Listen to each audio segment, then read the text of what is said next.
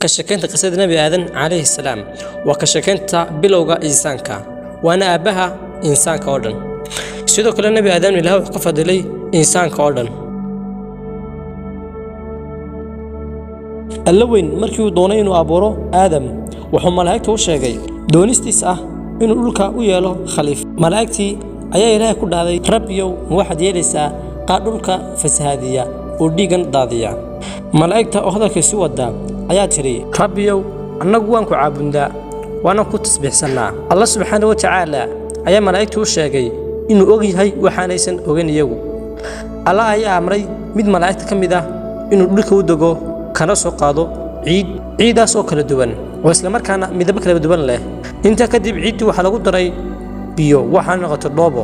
waxaana saas ahayd muddo Ilaahay og yahay wuxuu nabigu sheegay naxariisna gal korkiisa haatee حديث كسوري أبي موسى الأشعري حديث كاس أيوم معني سها إلهي آدم وحو كابوري عيد كلا نوعه ودول كردن لغا سو أروريي مركز أي نوعية دولكا وكادن عروتي آدم كوا كما إذه وعسان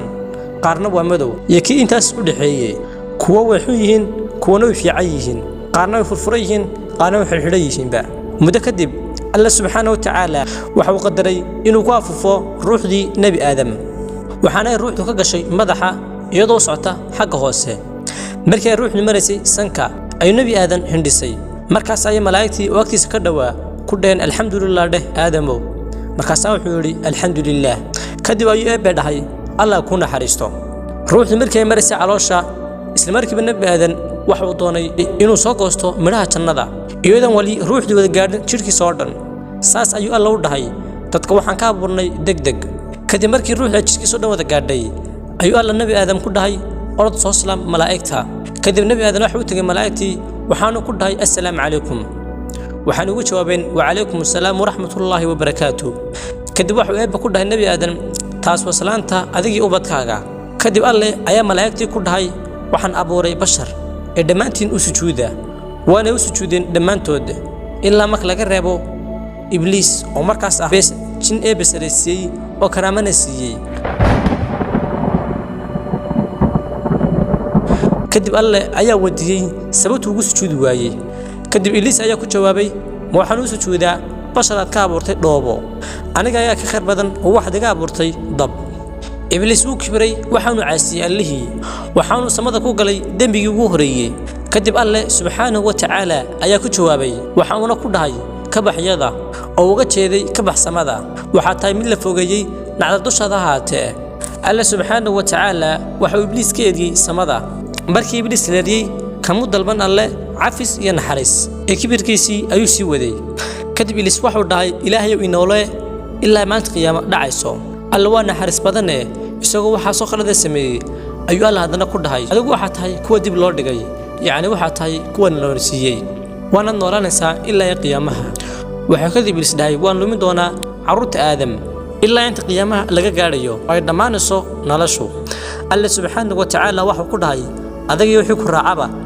waxaan ka buuxin doonaa cadaabta Allah naga badbaadiyay nabi aadam alla waxa uu dajiyay jannada waxaana cunay midhaheedii iyo biyaheediina uu cabay aadam oo hurda ayuu alla ka abuuray fadhiisa bidix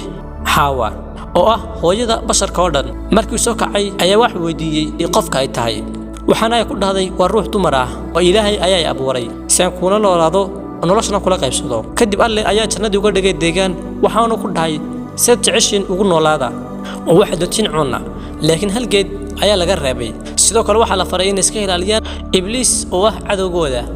halkaas ay aadam iyo xaw ku noolaayeen muddo ibliis ayaa ilan joogay waa kii balan ku qaaday inuu insaanka oo dhan lumin doono kadib wuxuu qalab qaatay sidii jannada uga soo saari lahaa xaawa iyo aadam kadib ibliis ayaa u yimi aadan waxaanu ku dhahay geedkan cun si aad u noqoto malag ma uusan odhan ilaahay caasi laakiin si xeeladasan ayuu uga dhaadhicinayay isagoo hadalkiisa sii wataa ayaa wuxuu dhahay wuxuu ilaahay geedkan diga mamnuucay si aad u noqon malaa'ig laakiin dad cuntid weligaan oo noolaanaysaa jannada wad ku jiraysaa weliga laakiin aadan mu rumaysan ibliis wuxuu ogaa inuu yahay cadowgiisii laakiin ibliis uga dhaadhiciyo wuxuu ku dhaartay magaca ilaahay kadib aadam uu rumaystay waanu cunay geedkii saas ayuuna ilaahay ku caasiyay aadam ismuu lahayn noole alla abuuray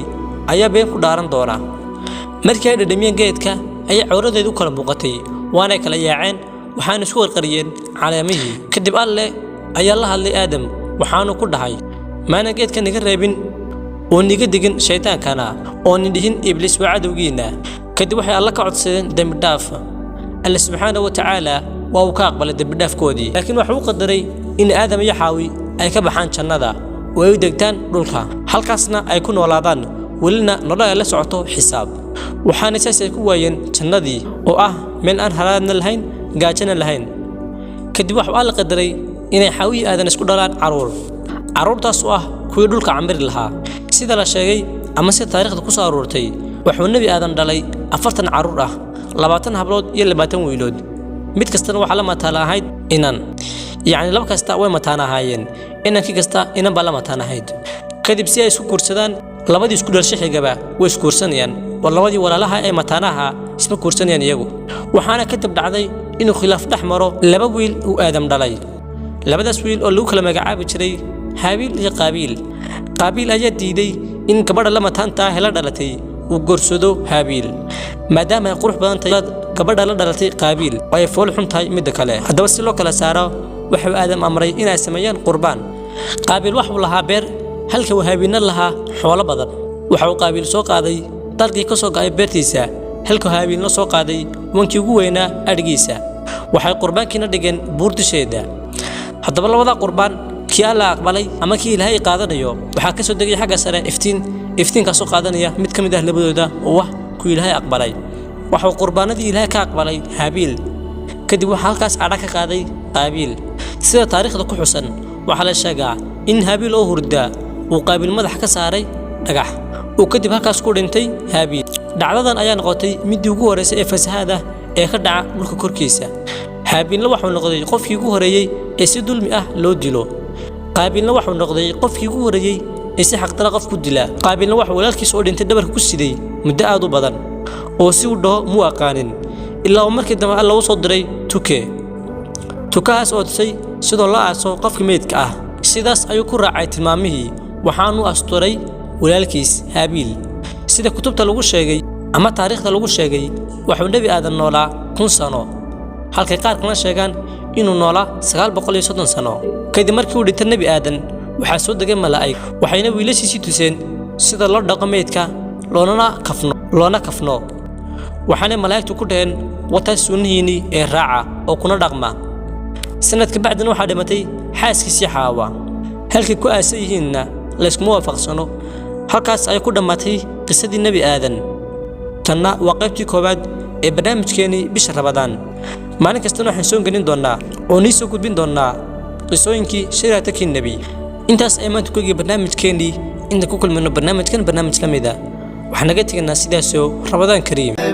وحي من القصص التي دلت على الله الجليل قصص تجلت حبكة تالله ليس لها مثيل تالله ليس لها مثيل وحي من القصص الجميل يشفى به القلب العليل وحي سماوي هما وانساب مثل السلسبيل